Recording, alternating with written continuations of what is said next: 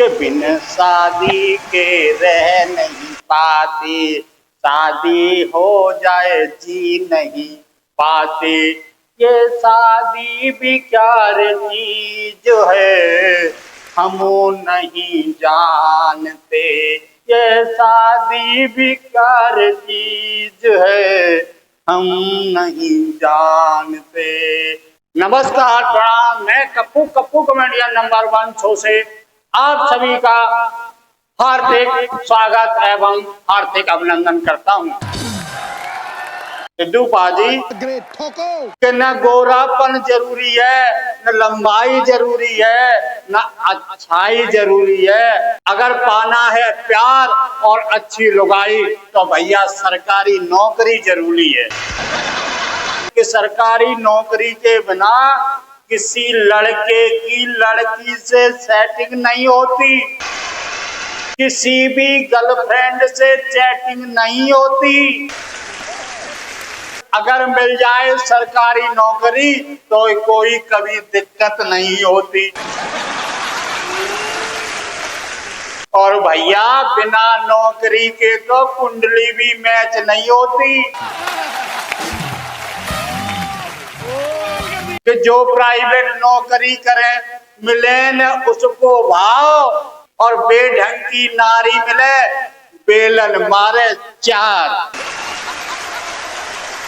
कि जैसे भी प्रेमिका पे मेरी पहली नजर गई, पैसे से डॉक्टर थी मेरे दिल में उतर गई, पैसे से डॉक्टर थी मेरे दिल में उतर गई। शादी के पहली रात ही एक हादसा हुआ, कि शादी की पहली रात ही एक हादसा हुआ। कितनी उड़ा के मेरी ना जाने किधर गई, कितनी उड़ा के मेरी फिर ना जाने किधर गई। तो सिद्धू पाजी मैं अपने शादी के बारे में बताने जा रहा हूँ कि मेरी शादी कब हुई, कैसे हुई और मेरी शादी में क्या क्या हुआ। ये सच्चाई और हकीकत मैं आपको बताने जा रहा हूं। आप लोग ध्यान से सुनना और इस हास्य का आनंद लेना। कि जब मेरे जवान होने पर किसी ने ध्यान नहीं दिया, तब मैंने अपनी शादी का एक विज्ञापन अखबार में दिया। फिर न जाने मेरे नक्षत्र किन ग्रहों से टकराने लगे, लड़कियों के पिताओं की जगह शादीशुदा पतियों के मेरे पास पत्र आने लगे। बोले भैया ऐसा करो, मेरी ले जाओ और मेरे सर से मुसीबत हटाओ। फिर भैया एक शादी करवाने वाले बिचौलिए ने मेरे पिताजी से संपर्क साधा। बोला तुम चिंता मत करो, चिंता करने की कोई बात नहीं है, अब तुम्हारी सारी दूर हो जाएगी बाधा। लड़की ब्यूटीफुल है, खूबसूरत है, संस्कारी है, गाने में मधुर है, प्रवीण है और पढ़ी लिखी है और भैया टिकाऊ है। और बिचौलिया बोला फिर चाहे भैया लड़का दहेज में कुछ भी ले ले, TV, fridge, washing machine, car, motorcycle, और भैया वो ऐसी वैसी थोड़ा ही है, पहलवान की बेटी है, खाली थोड़ा ही आएगी। सास ससुर की सेहत बनाने के लिए दहेज में एक भैंस भी लाएगी। और भैया जैसे ही बिचौलिया ने भैंस दिलवाने की बात कही, वैसे ही भैंस की सुनकर मेरे पिताजी ने शादी की हाँ कर दी।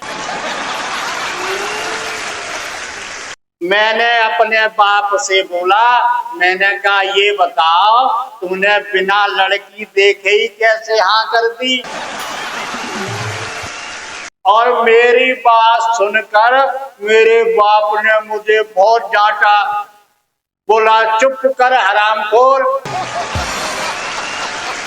अबे लड़की का क्या देखना है, लड़की चाहे गोरी हो, चाहे काली हो, चाहे लंगड़ी हो, चाहे लूली हो, सब चलेगी। लेकिन ये बता बार बार दहेज में भैंस थोड़ा ही मिलेगी। और भैया जब शादी की बात तय हो गई तब हम और मेरा बाप लड़की देखने लड़की के घर गया। हम दोनों जब लड़की के घर पहुंचे देखा तो दोनों में कोई अंतर नहीं था। अगर आंखों में पट्टी बांध लो तो ये पता लगाना बड़ा मुश्किल था कि लड़की गा रही है या भैंस रमा रही है। वो तो शुगर था कि लड़की के पिता पहलवान की आंखें बिल्कुल ठीक थी। अगर मेरी कमजोर आंखों वाला जैसा होता तो भैया भैंस को तो लड़की समझ के तबेले में बांधा था और भैंस को लड़की समझकर घर के कमरे के अंदर ले आता। और इतना सब कुछ होने के बाद मुझे तो लड़की भाग गई और मेरे बाप को भैंस पसंद आ गई। तो भैया फिर मेरी शादी तय होने के बाद कुछ दिन के बाद मेरी शादी हो गई और परिणाम ये हुआ कि शादी होके मेरी घरवाली मेरे घर आ गई। और सिद्धू पाजी मेरी शादी के बाद तो मेरे बाप ने गजब ही कर दिया। गांव के बड़े बूढ़े बुजुर्ग और जवान कुछ कह नहीं पाते, मेरी बीवी को भले ही कोई काली कह दे, पर मजाल है उनकी भैंस को अगर शामली भी कह दिया तो लठ लेके दनादन मारने लग जाते थे। अब भैया हुआ यूं, कुछ दिन के बाद मेरी बीवी अपने मैके चली गई।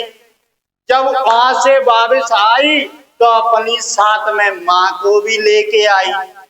तो मैंने अपने बाप से पूछा कि ये बताओ ये खुद भी आई और अपने माँ को साथ क्यों लेकर आई। तो मेरे बाप बोले बेटा मुसीबत कोई अकेले ही थोड़ा ही आती है, किसी न किसी को साथ लेकर आती है। और फिर कुछ दिन तक तो भैया सब ठीक चला।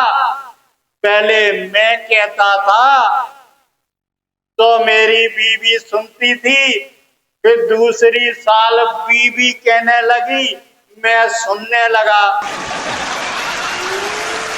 अब भैया दोनों लड़ते हैं, चिल्लाते हैं और अब पड़ोसी सुनते हैं।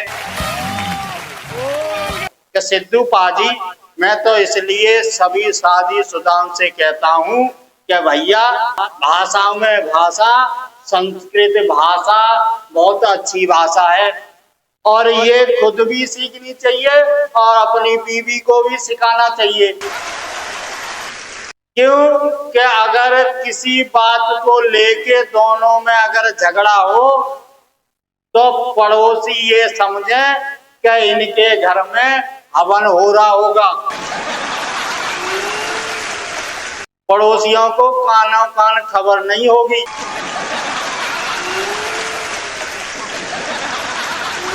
इसी के साथ मैं आपसे विदा लेता हूं और आप लोग हंसते रहिए, मुस्कुराते रहिए, देखते रहिए कप्पू कॉमेडियन नंबर 1 शो। इसी के साथ मैं आपसे विदा लेता हूं। नेक्स्ट वीडियो में आपसे फिर मिलेंगे, तब तक के लिए नमस्कार, प्रणाम, जय हिंद, फिर मिलेंगे।